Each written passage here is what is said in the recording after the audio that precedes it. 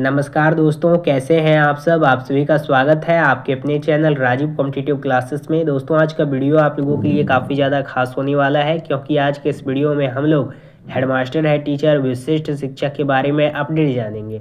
देखिए, जितने भी हेडमास्टर है टीचर हैं, प्रधान शिक्षक प्रधानाध्यापक हैं या फिर जो विशिष्ट शिक्षक हैं, आप लोगों के लिए सीएम नीतीश कुमार के द्वारा बड़ी कही गई है बात। शिक्षकों के लिए खुशखबरी आई है। अब शिक्षकों का वेतन व एरियर दोनों मिलेगा, उसके साथ एक मुश्त राशि मिलेगी और 7 पे कमीशन का लाभ आप लोगों को मिलने जा रहा है। यहाँ दोस्तों, सेवा निरंतरता व वरीयता उसके साथ 7 पे कमीशन 18 नवंबर के बाद सभी शिक्षकों को मिल जाएगा। कमेटी की रिपोर्ट पेश करने के बाद जितने भी हेड मास्टर है, टीचर हैं, विशिष्ट शिक्षक है या विद्यालय अध्यापक हैं, बेसिकली जिनको राजकर्मी का दर्जा प्राप्त है, उन्हें सिर्फ इन चीज़ों का लाभ मिलेगा। एरियर बिहार शिक्षक ट्रांसफर को लेकर अपडेट है, हेडमास्टर व प्रधान पे प्रोडक्शन को लेकर अपडेट है। वीडियो काफ़ी ज़्यादा इंपॉर्टेंट है। नए हैं चैनल पे सब्सक्राइब कीजिएगा, बेल आइकन को प्रेस कीजिएगा। वीडियो को हम लोग शुरू करते हैं। ये दोस्तों, वीडियो को हम लोग शुरू करते हैं। सबसे पहले आप लोग अपडेट देखिएगा। आप लोगों का यहाँ पे अपडेट दिया गया है, विशिष्ट शिक्षकों की सेवा निरंतरता व ट्रांसफर की मांग थे। जितने भी विशिष्ट वाले शिक्षक हैं या फिर कोई भी शिक्षक है, उनका लगातार आंदोलन चल रहा है। ठीक है, जैसे कि मैंने पहले ही आप लोगों को कहा था कि जैसे ही आचार संहिता खत्म होगा, जैसे 6 अक्टूबर को आचार संहिता लगा था, 17 को खत्म हुआ, यानी अब आप लोगों का यहाँ पे मतलब अब आप लोगों का 17 हो गया है, कल 18 हो जाएगा, 19 हो जाएगा, 20 हो जाएगा, तो फिर जो नई गवर्नमेंट है वो फॉर्म हो जाएगी। तो उससे पहले सभी शिक्षक चाहते हैं कि नई नई सरकार जब बन गई है, तो जो जैसे कि पहले जो एनडीए का सरकार था जो रूल कर रहा था, ठीक है, कुछ लोगों का सीट था, अभी तो 200 पार सीट चला गया है सभी लोगों का। इस प्रकार से आपको पता है, बीजेपी को 89 आया है, जदयू को आप लोगों का 85 आया है, उसके साथ एलजेपी है, हम है, बहुत सारा पार्टियां हैं जिनका अलग अलग सीट आया है। तो अगर सभी को ऐड कर दिया जाए तो 200 प्लस हो जाता है। तो जो शिक्षकों का मांग था या फिर जो स्टूडेंट का मांग था, वही फिर से कंटिन्यू किया जाएगा। ठीक है, ये तो नहीं है कि मंत्रिमंडल फिर से चेंज कर दिया जाएगा। हो सकता है कि मंत्रिमंडल में थोड़ा सा चेंज किया जाए, लेकिन सेम केस उसी प्रकार से रहेगी।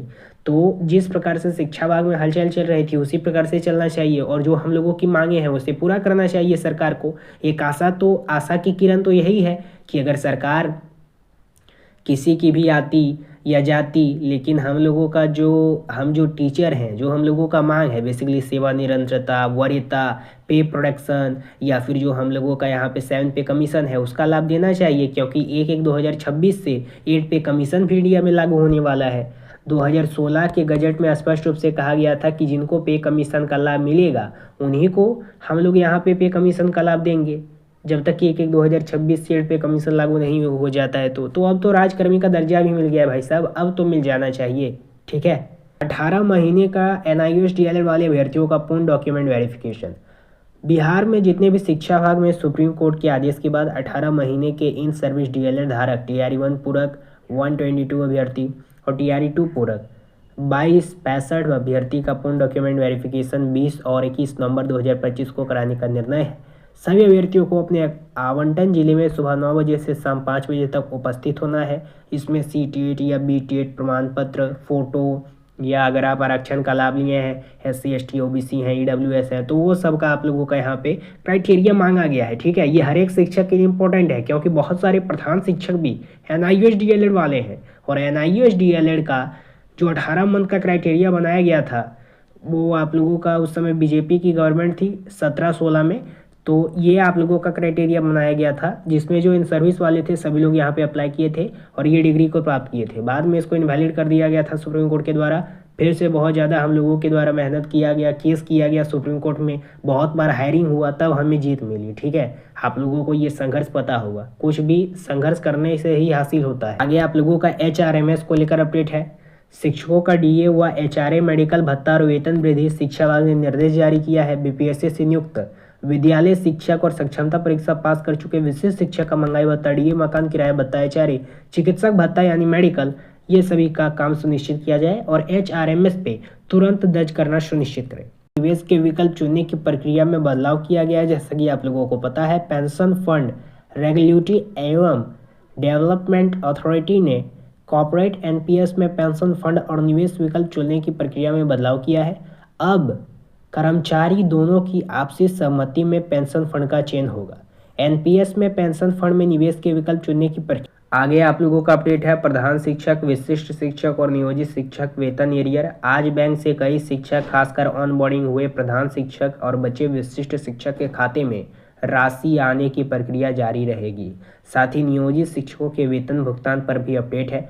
आज थर्ड सेक्टर होने के कारण सैटरडे होने के कारण वेतन भुगतान शुरू है, लेकिन मतगणना कार्य में अधिकांश अधिकारी लगे होने के कारण प्रक्रिया धीमी रहेगी। इसके बावजूद वेतन और एरियर दोनों धीरे धीरे शिक्षकों के खाते में क्रेडिट होते रहेंगे। नई सरकार में शिक्षकों की समस्याओं व राजनीति हलचल तेज है। सरकार दोबारा बनने के बाद शिक्षक का वेतन, पदस्थापन, फिक्सेशन, प्रमोशन जैसे लंबित समस्याओं के समाधान की उम्मीद बढ़ी है। अब बनाना चुनौती रही। लोकतंत्र में हार जीत समान के साथ स्वीकार करनी होती है और नए पुराने विधायक को आने वाले 5 साल में शिक्षकों को आवाज़ सुननी होगी।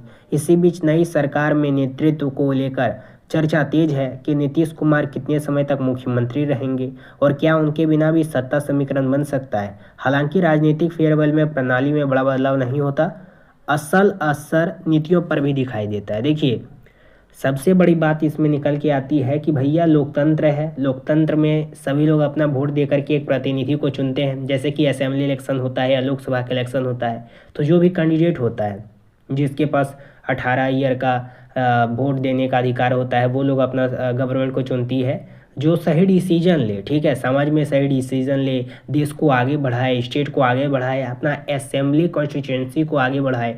तो हम लोगों का काम क्या है, वोट दे करके हमारे प्रतिनिधि को चुनना। वो एक तरह से जो एमएलए होते हैं, एमपी होते हैं, सीएम होते हैं, जो भी अथॉरिटी होते हैं, या फिर जो सिविल सर्विस के तहत आते हैं, या फिर जो एग्जीक्यूटिव होते हैं, ये सभी का काम क्या है, ये सभी पब्लिक सर्वेंट हैं, ये सभी को पता है। तो हम लोगों का मांग बस इतना है सरकार से कि भैया पहले आप लोगों की सरकार थी, इस बार आप लोगों ने 200 पार करके सरकार बनाई है, बिहार में फॉर्म की है, तो बस यहाँ पे सरकार से हमारी एक ही गुजारिश रहेगी। बिहार का लार्जेस्ट पार्टी बीजेपी बन गया है, सेकंड लार्जेस्ट पार्टी आप लोगों का यहाँ पे जदयू है और ओपोजिशन में बहुत कम सीटें आई हैं। तो यहाँ पे बस यही कहना चाहेंगे, सभी शिक्षा का दल बदल का यही कहना है कि कृपया करके जो हम लोगों का मांग है, जिस प्रकार से हम लोगों का सेवा निरंतरता है, वरीयता है, पदस्थापन है, फिक्सेशन है, ट्रांसफ़र है, या फिर सेवा निरंतरता है, या 7 पे कमीशन है, वो सभी का लाभ हम लोगों को दे देना चाहिए, क्योंकि वो हम लोगों का हक का है। कितना दिन छुपाते रहोगे। 2023 गुजरा, 2000 आप लोगों का 24 गुजरा, 25 गुजर गया है, 26 आने वाला है, 8 पे कमीशन लागू हो जाएगा।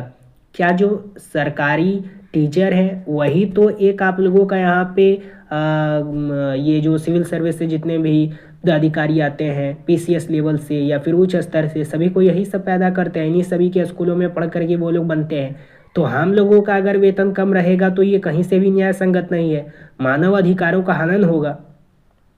तो सरकार से ये गुहार लगाई जा रही है कि भाई साहब, अगर आपका पहले गवर्नमेंट था, फिर से मेजोरिटी के साथ अब अगर गवर्नमेंट फॉर्म कर लिए हैं, तो कृपया करके जो हम लोगों का मेन मुद्दा है, सेवा निरंतरता, वरीयता, 7 पे कमीशन, सभी चीज़ों का लाभ दिया जाए और पुराना जो ओपीएस है, ओल्ड जो आप लोगों का पेंशन स्कीम है, उसको लागू किया जाए, ताकि जब हम लोग यहाँ पे बुजुर्ग हो जाए तो उस समय भी हम लोगों को पेंशन मिले।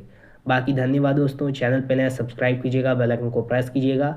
मेरी तबीयत काफ़ी ज़्यादा ख़राब है, अभी भी ख़राब है, इसलिए मैं अच्छे रूप से आप लोगों को ज़्यादा समझा नहीं पा रहा हूँ। खांसी, सर्दी, बुखार सब कुछ है इसलिए, लेकिन अपडेट मैं लाता रहूँगा। धन्यवाद।